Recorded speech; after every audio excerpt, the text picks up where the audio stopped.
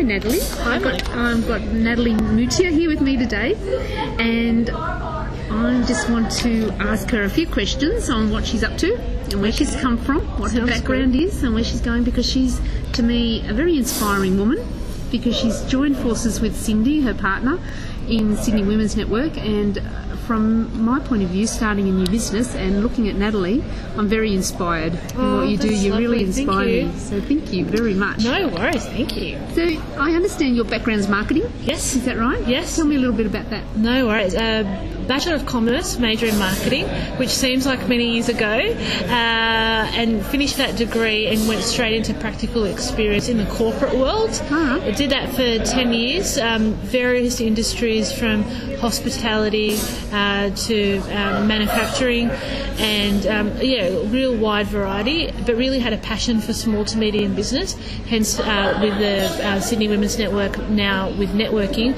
But yeah, got a bit of corporate marketing experience and definitely love marketing for small to medium businesses. Yeah, it sounds like you love it. I do. Is it your passion? It is. I don't know how people can get out of bed and do a job every day, and if it's not really something that they enjoy. Like, I get out of bed and I'm jumping with joy and like literally full of beams because I love what I do. I couldn't not do something that I didn't like. Yeah, no, you seem that sort of person. Yeah. That's really good. Is there anything that you'd like to touch on in regard to marketing that you really found inspired you over the last 10 years? Yeah, I think I've definitely learned. I've been really lucky, and I've learned from really good bosses, management, mentors, and you just pick up different little things from different people. And I think because from being in marketing from such a young age and not having a lot of experience, I've been fortunate enough to have a lot of great managers that have kind of taken me under their wing and taught me what they know, and I find that quite inspiring. And I think with marketing, it's using the same principles but just applying them to different industries. And yeah, it's really being proactive, I think, in what you do. I find the field so fascinating. I could talk for hours, but yeah, if you love what you do, again, it's just so easy. Yeah, well, good on you. Yeah, good. And how did you get together with Cindy? What's that story? Yeah, okay. Well, Cindy and I, we met actually at a networking event. It's about 5 or 6 years ago now, and we kind of just hit it off. We exchanged business cards, and I remember going home to my family that night saying, I've met a wonderful lady, we're going to hit it off. And we did. We worked on different projects together. Cindy had a jewellery business back then, and I helped her with that with a marketing background. She introduced me to some of her other networks, and we joined other groups together. With those groups, we co-authored books together. We've just done a lot in 6 years. And then when the other networking group that we were part of disbanded, that's when we got together to start Sydney Women's Network. Okay. It was all very organic rather than strategic. Oh, really? Yeah. What was the other group? It was called Women with Altitude. Oh, okay. And why did that one fall apart? I'm not too sure the reasons why. It was a really successful group, got a lot out of it. They were based in 3 areas in Sydney Metro, and that's actually the ladies that came along to the first couple of lunches was the ladies that we met through that group, and still come along from the same group. So did you learn a lot from working in that group to set your own up? Did you take some skills over? Or I volunteered. I volunteered a lot. I volunteered for the Norwest Networking Group, the Blacktown Business Network. I volunteered and done a lot of things and learnt that way by just learning the ropes and just offering my time and my services. So I have learned a bit from that, and I think also using my marketing background and dealing with small to medium business, kind of just a blend of all those, a blend of all those skills and techniques to help market Sydney Women's Network. So what strengths do you think that you bring to the partnership and with Cindy, because you're both different, aren't you? She comes from an education background, doesn't she? Ex-school teacher. You can tell sometimes, I think, in her personality. Okay, everyone, hands on your heads. Yes. So you must bring a set of skills to the partnership, and she brings a different set. You obviously clicked at the time. Have you had any conflicts? No, we have really good chemistry, and I think people pick up on that. Even at the best of times when we're the most stressed, Cindy's like family. And I know that seems naive when you're in a business relationship, but we are very much really good friends foremost before our business relationship.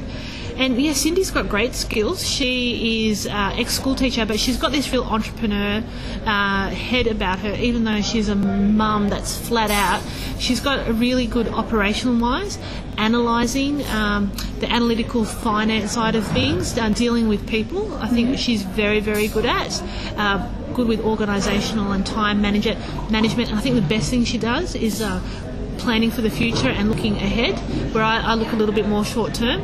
And I guess where we interact and help each other the most is my skills are obviously marketing, sales, and I think we both have that people person type of personality. We certainly do that. Yeah, so our skills actually are perfectly gelled, but sometimes we're both bad at the same things and both good at the same things sometimes. So it really depends. Yeah.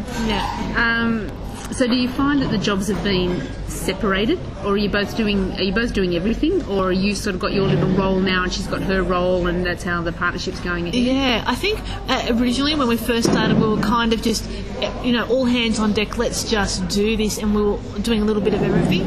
I think now, nearly 2 years on, our roles are more defined. So definitely Cindy's more operations and finance, and I'm definitely more sales and marketing. Right. And now we've got the help of a couple of other people to help us in those areas. So we're definitely utilising our strengths to help build the business and really grow the network for women out there.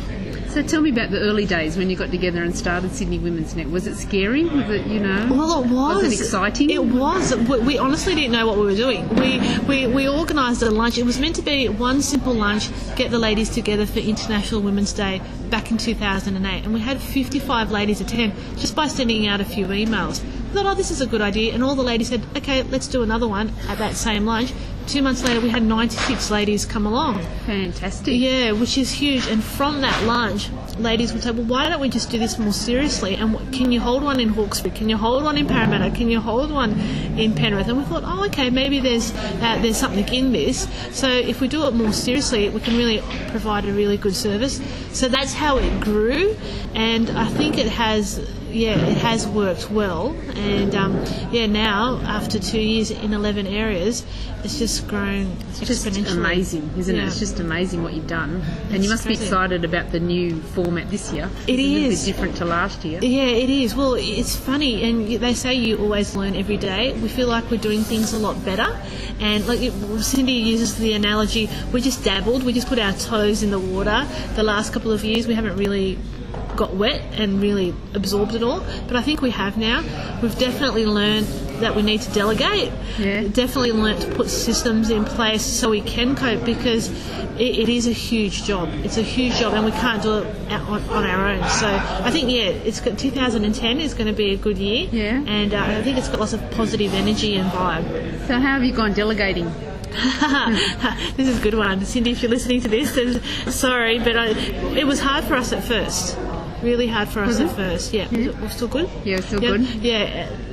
Good. It was hard. It's like your baby, and you're scared to delegate.